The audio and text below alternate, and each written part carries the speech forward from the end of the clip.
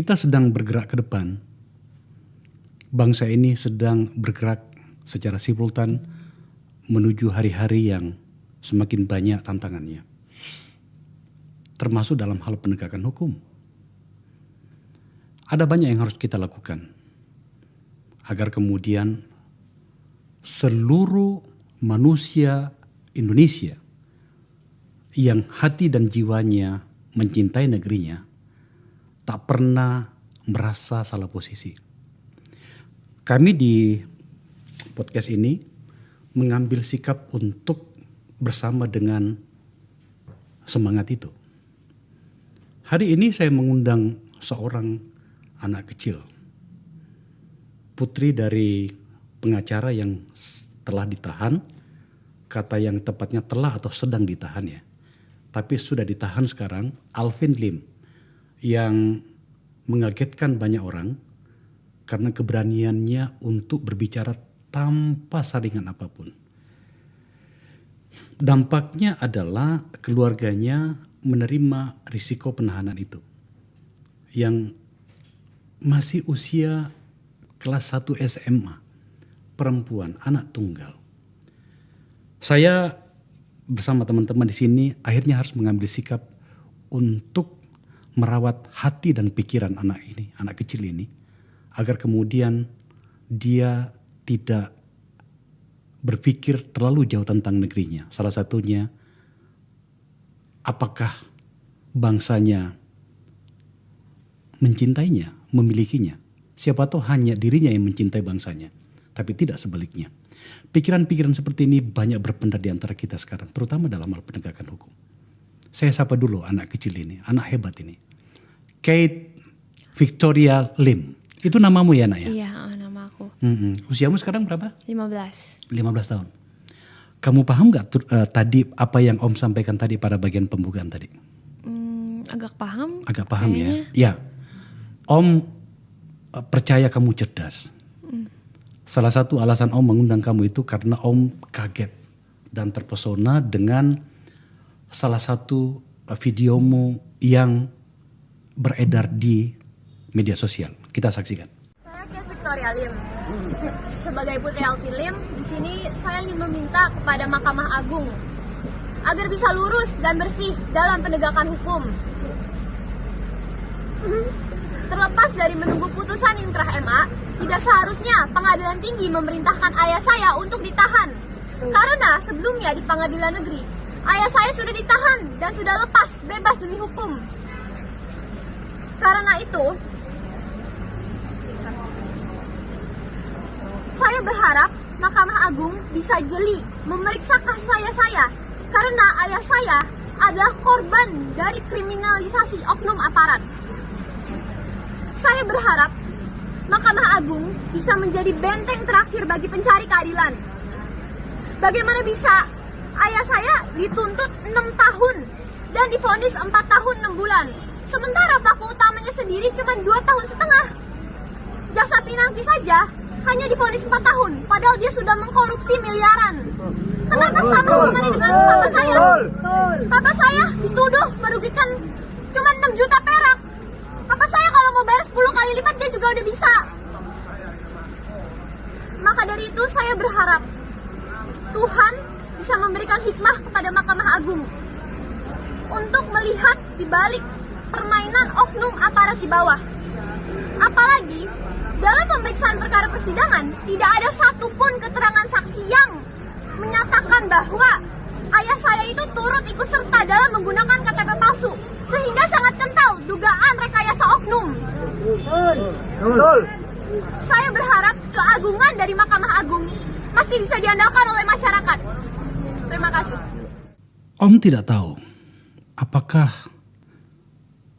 kamu sadar bahwa pilihan kata atau diksi yang kau kembangkan dan kau katakan di sini itu kamu pahami semuanya. Sebab sejujurnya Om itu kaget. Bahasa ini tidak umum. Kau berbicara tentang kriminalisasi aparat. Tak ada keraguan dari Kate berbicara dari awal sampai akhir pada pidato pendek tadi. Dan itu adalah problem hukum kita, Kate. Om mohon maaf harus bertanya padamu. Kamu paham yang kukatakan itu? Ya aku ngerti beberapa kata. Ya pasti aku paham lah kalau misalnya aku ngomongin. Karena kalau misalnya maksud, aku panggil Om ya. Iya. Kalau misalnya maksud Om itu aku ngomong caranya gimana gitu aku bisa kayak gitu.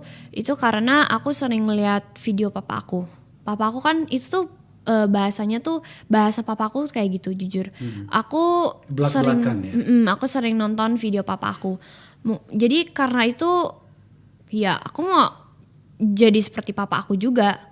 Jadi karena itu ya aku sebelum demo itu kan biasa abis demo kan ada kayak pernyataan pers atau abis ada kejadian pers. Nah aku kayak mikir aku ngomong apa ya, aku rangkai-rangkai dulu, mikir-mikir dulu gini-gini apa ya gitu.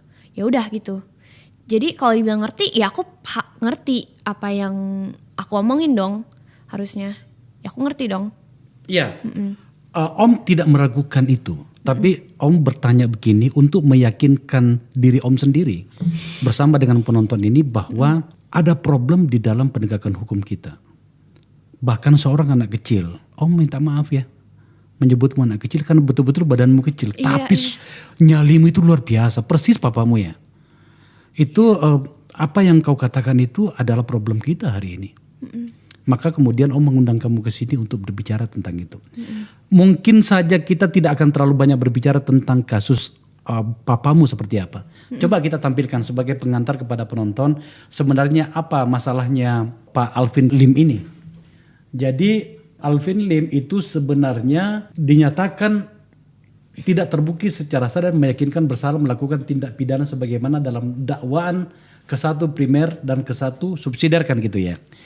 Intinya adalah dia dinyatakan bersalah secara bersama-sama menggunakan surat palsu yang dilakukan secara berlanjut sebagaimana dakwaan ke-1 lebih subsidiar. Kemudian dijatuhkan pidana penjara selama 4 tahun 6 bulan atau 4 tahun setengah. Menurutmu papamu bersalah enggak? Di kasus ini? Iya. Enggak. Walaupun bersalah ada proses yang salah. Jadi kalau misalnya papaku emang sebenarnya salah, tapi bukti-bukti semua dari yang dikumpulin dari pengadilan-pengadilan, terus dari cara proses untuk mengadili papaku itu semuanya salah gitu. Salah seperti apa? Ya contohnya ya, kalau kan sendiri pasti Om udah tahu kan kalau misalnya pelaku utamanya 2,5 tahun doang, tapi papaku dituntut sama jaksa 6 tahun, terus divonisnya 4 tahun 6 bulan.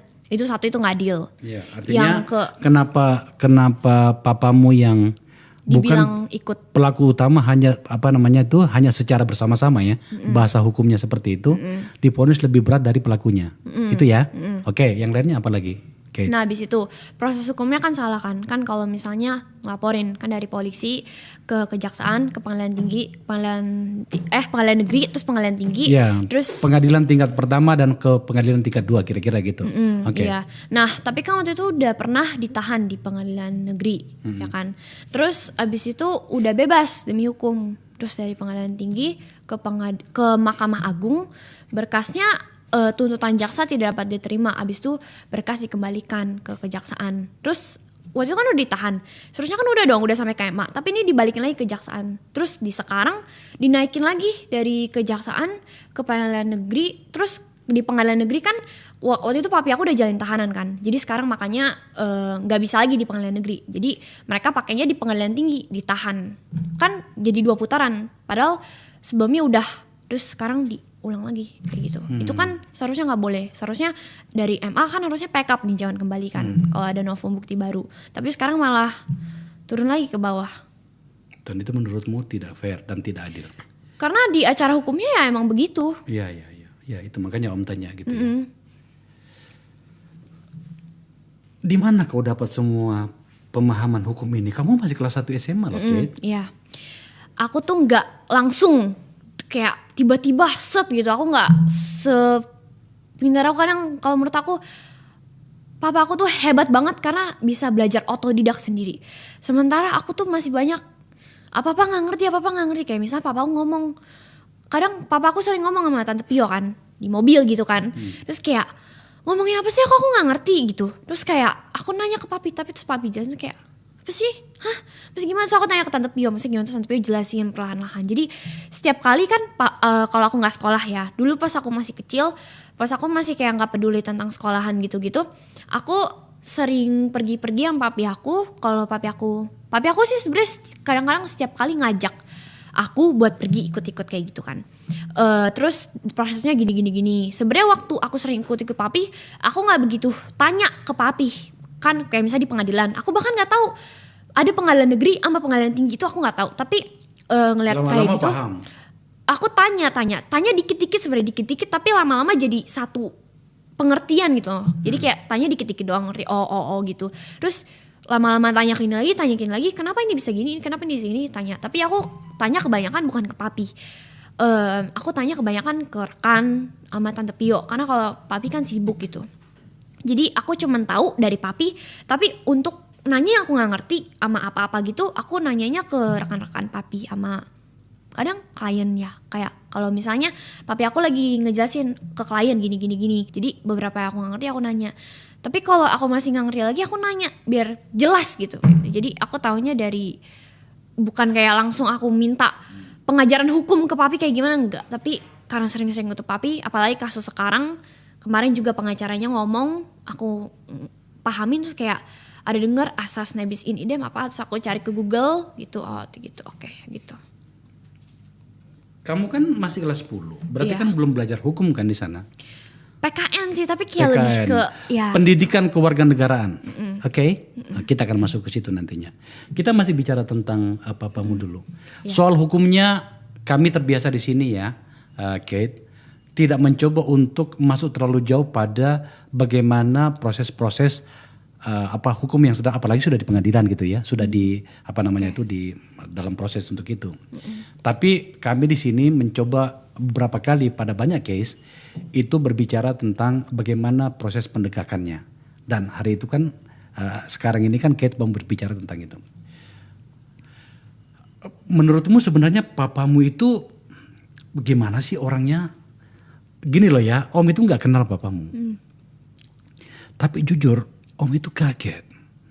Ini papamu ini kalau ngomong ini seperti nggak ada remnya. Ini papamu itu berani apa nekat? Dari kacamata seorang putri tunggalnya ya. Aku tuh sering dengar papa ngomong, tapi lebih ke orang. Papi aku lebih sering ngomong ke orang lain dan aku tangkep apa yang papi aku maksud. Jadi sebenarnya papi aku tuh kayak begini sekarang karena dia udah pernah ada di titik paling rendah. Jadi dia udah gak takut apa-apa lagi gitu. Apa itu titik paling rendah? Kamu menggunakan bahasa yang mengagetkan Om nih. Kebanyakan narasi yang saya dapatkan di ruang publik untuk anak seusiamu itu, ini bahasa ini agak aneh nih. Titik paling rendah itu seperti apa? Kalau aku jadi aku sekarang nyeritain kehidupan papa aku. Gak apa-apa. Itu pilihanmu, tapi kalau tidak mau masuk terlalu jauh pada wilayah yang personal, Om bisa pahami.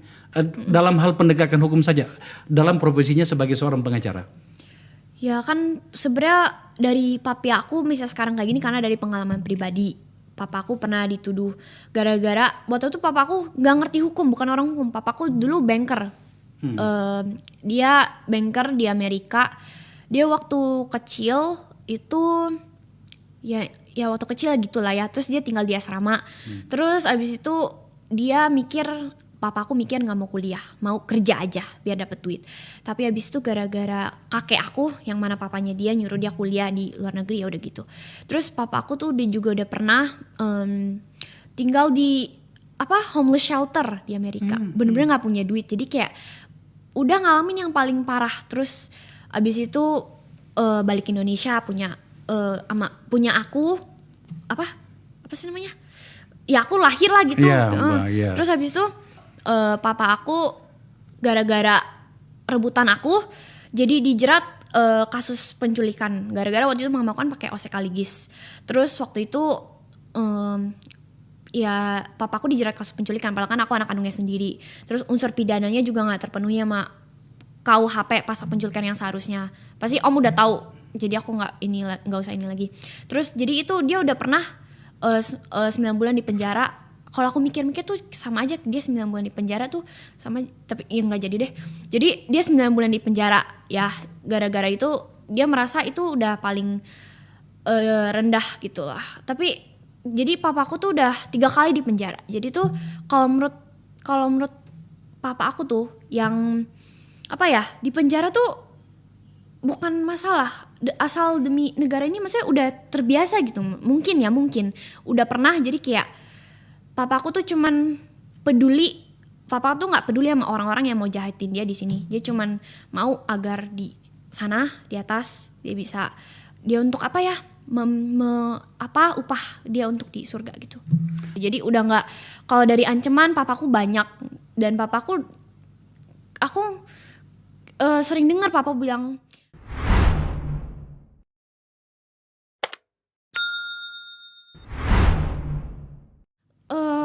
nggak takut gitu, nggak perlu takut, buat apa yang ditakutin, kalau kita berbuat benar, kita berbuat adil, pasti Tuhan lindungin gitu, ngomongnya kayak gitu. Tapi kalau maksud aku balik lagi ke benang merahnya, kan dibilang titik terendah, ya artinya bukan dari satu ini banget, maksudnya dari kehidupannya dari dulu tuh emang udah ya susah gitu.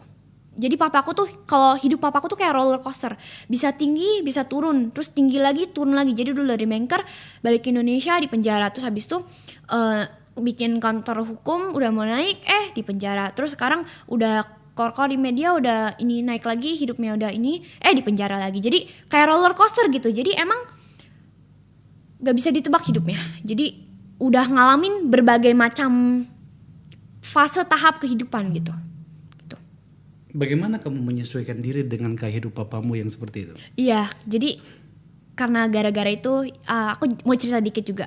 Teman-teman aku kayak bilang kalau misalnya itu aku jadi kamu, aku pasti udah kayak nangis-nangis di kamar gitu kan. Tapi aku enggak. Orang-orang tuh kayak kasihan, kayak semangat ya, kayak Kit, yuk nggak apa-apa, kalau ada apa-apa cerita gitu. Tapi jujur aku udah ini sebenarnya aku agak ya terbiasa, karena dari dulu aku udah kayak terbiasa sama kalau bisa dibilang sama oknum di negara ini sih, kayak didatengin orang kejaksaan sampai puluhan, tiba-tiba di rumah ditanya-tanyain papa kamu di mana gini-gini gitu.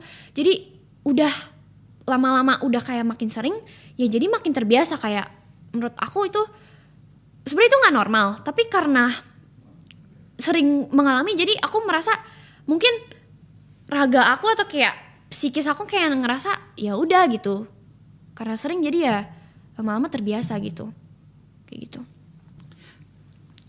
Kate, kamu membuat Om jadi terdiam mendengarkan kamu bercerita seperti ini. Seperti rasanya dulu di hadapan Om ini seorang anak dewasa. Luar biasa kamu nih Kate gitu ya. Om maju pembicaraannya. Kamu orang Indonesia kan? Iya. Lahir di sini. Iya. Kamu mencintai negerimu, anakku?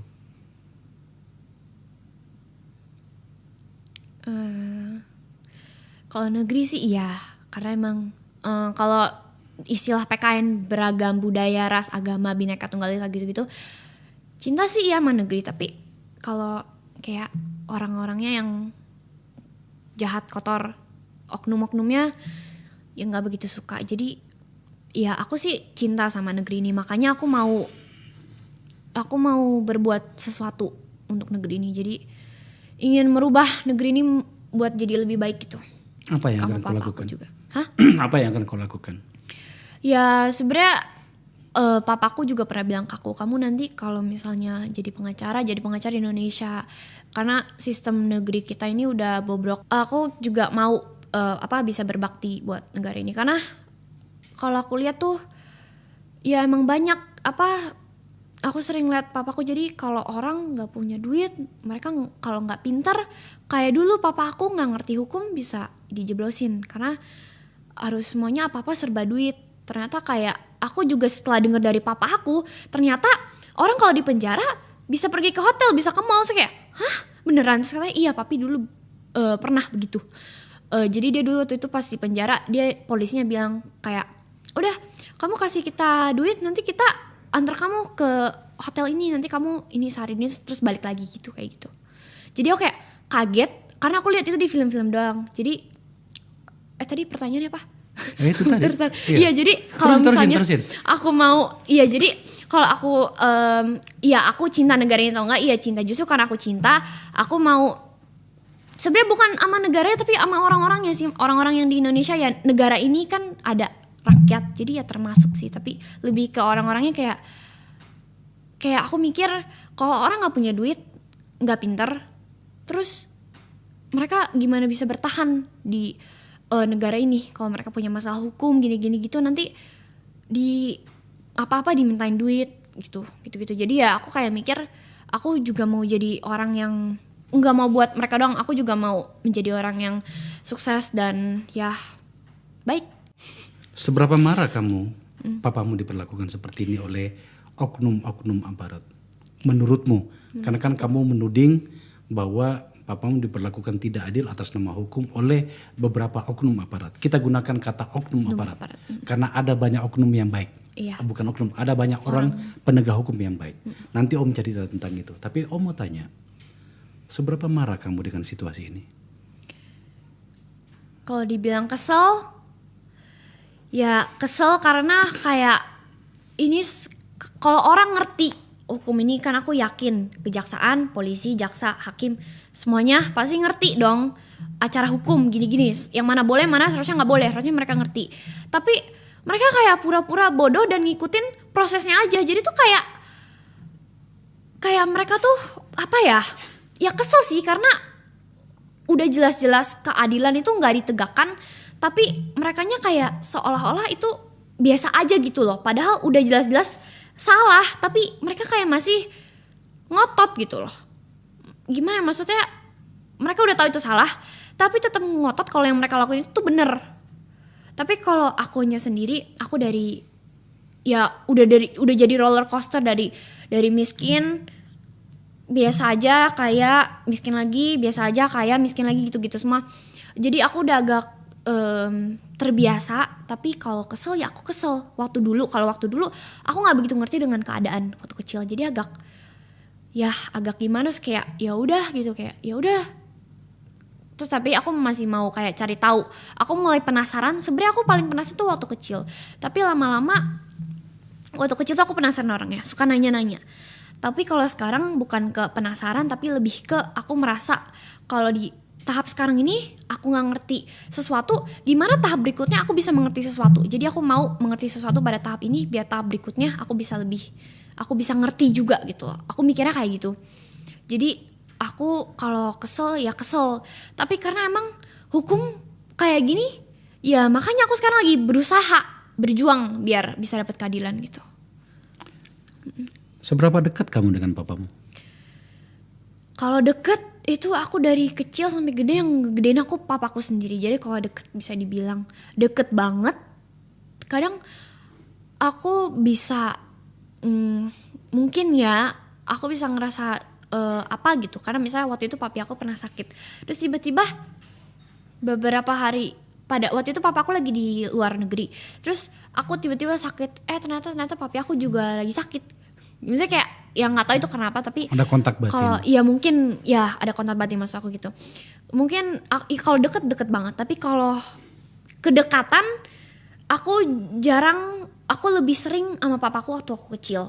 Papi aku tuh kan single father, jadi dari kecil sampai gede dia ngurusin aku terus. Dia tuh nggak mikirin diri dia sendiri, dia mikirin aku. Jadi bentar. Nggak apa-apa, kamu bisa nangis di sini, Kate. Karena Om juga punya anak perempuan. Om bisa merasakannya. Jadi dari papaku, dari aku lahir, semua yang papaku lakukan itu sebenarnya demi aku. Papaku tuh selalu mikirin, kamu nanti gimana Beb kalau papi gak ada. Kamu harus ngerti ini, papi itu sebenarnya udah aman nyaman, tinggal kamunya aja yang harus bisa tanpa papi gitu. Kamu harus bisa cari duit sendiri, jadi orang sukses gitu. Papi aku tuh menjalani kehidupannya sekarang bukan demi dirinya sendiri, makanya dia nggak takut kalau apa-apa terjadi sama dirinya dia sendiri, tapi dia mencoba untuk bisa ini dirinya bisa ini sama diri dia sendiri, karena aku belum bisa beranjak di dua kaki aku sendiri tanpa papa aku. Jadi aku masih membutuhkan papa aku karena aku masih kecil. Jadi papaku tuh hidup tuh sebenarnya bukan demi diri dia aduh, aku jadi terbata-bata. Bukan demi diri dia sendiri. Dari aku kecil dia 9 bulan di penjara, terus dia nyari duit itu buat aku. Aku jadi keinget waktu dulu. Aku jadi cerita, nggak apa-apa aku cerita. Jadi aku ingat waktu dulu aku pernah bawa telur terus pecah. Terus waktu itu aku masih miskin. Kok aku sih papi aku. Jadi hidup kita masih kayak gimana, terus aku setiap hari makannya cuma telur gitu. Terus telur itu pecahkan karena aku teledor. Terus papaku bilang, papaku marahin kamu, gimana sih nanti kamu makan ya telur yang pecah. Tapi habis itu pas aku dikasih makanan itu telurnya bentuknya sempurna. Jadi aku itu pasti papi ini yang baru. Ini nggak penting sih, tapi aku cerita aja karena aku jadi kayak mau cerita karena aku suka bercerita gitu. Kami punya foto kamu dengan papamu. Coba ditampilin. Ini kamu dengan papamu gitu ya. Kelihatan memang kamu sangat dekat dengan papamu. Bahkan kamu berfoto dengan papamu di Bareskrim. Kate, tadi pembukaannya Om mengatakan merawat hati. Om harus menjelaskan ini kepadamu. Generasi bangsa ini nantinya itu sedang bergerak menuju ke arahmu. Dari Om sekarang ke papamu, apapun pekerjaannya.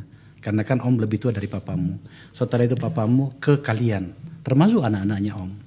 Salah satu tujuan acara ini adalah merawat hati kalian. Tidak mudah menjadi sebuah bangsa yang kuat. Indonesia ini didirikan oleh para founding fathers bangsa ini dengan darah dan air mata. Sekarang kita termasuk Om dan juga kamu kelak, terutama kamu karena kamu adalah masa depan bangsa ini, yang akan meneruskan agar kemudian Indonesia tetap berdiri 1000 tahun lagi. Salah satu caranya adalah bagaimana kemudian agar seluruh proses-proses bernegara itu berjalan, termasuk penegakan hukum. Hari ini tampaknya kamu terluka oleh proses-proses keadilan yang sedang terjadi di negeri ini, dan itu menimpa adalah papamu.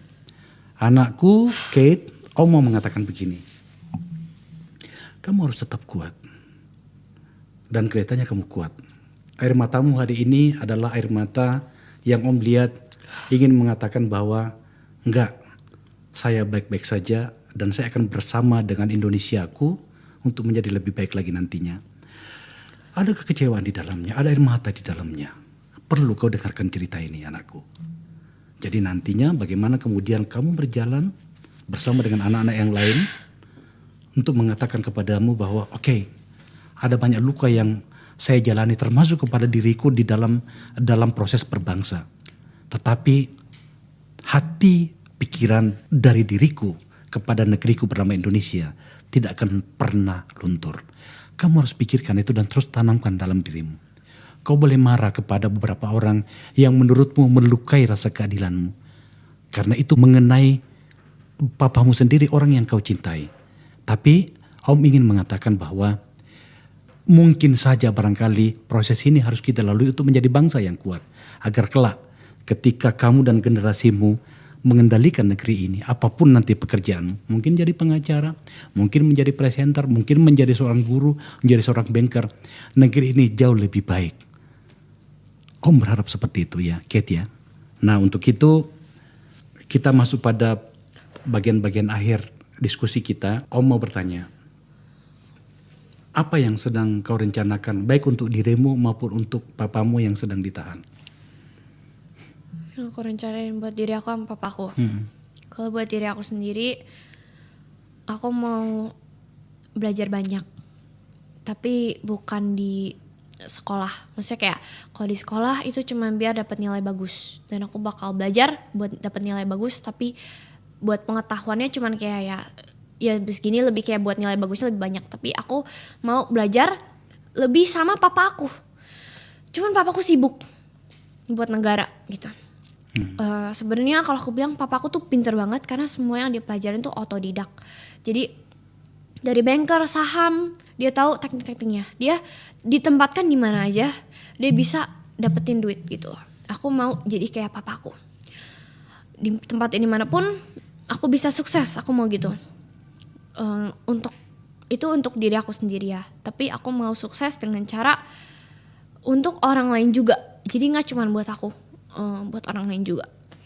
Dan kalau aku rencanain buat papaku, itu kan kehidupan papaku sendiri ya. Maksudnya aku nggak merencanakan buat papaku karena papaku yang mendasari gitu. Tapi ya aku mau papaku ya bebas karena aku mau papaku tuh istirahat gitu loh. Karena dia kalau pulang kerja tuh ya, itu tuh mukanya pucat, terus dia masih kayak kerja meskipun kayak udah dia tuh udah overload. Jadi kayak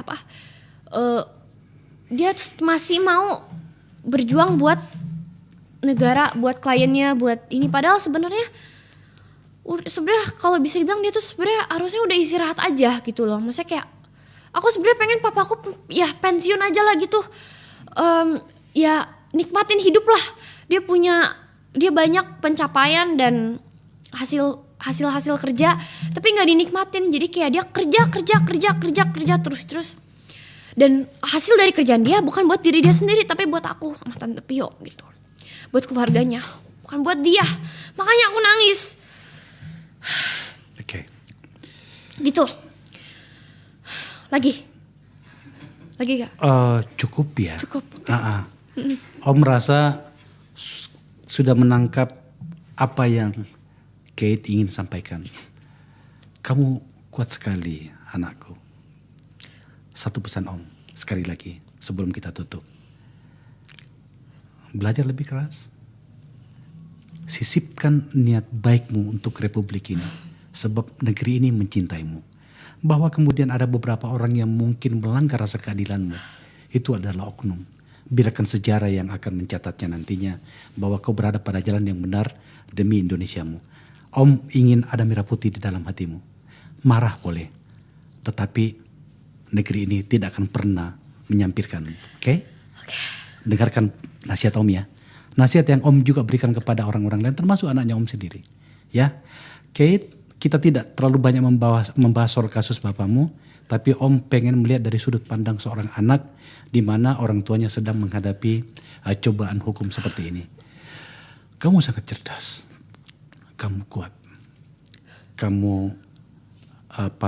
meyakinkan Om bahwa masa depanmu akan sangat baik nantinya. Ya? Amin. Pokoknya belajar yang kuat ya nak ya? Iya. Oke. Baik. Pemirsa, itu diskusi saya dengan seorang anak kecil. Dengan narasi yang terukur. Dengan naluri yang luar biasa. Dengan nyali yang luar biasa. Dia putri dari Alvin Lim, pendiri sebuah firma hukum bernama LQ Indonesia Law Firm.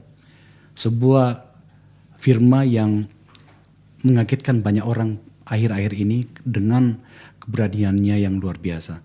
Sampai Pak Dahlan Iskan menuliskan secara khusus juga beberapa penulis yang lain. Hari ini kita berbicara tentang putrinya dari sudut pandang yang berbeda, dari angle yang berbeda.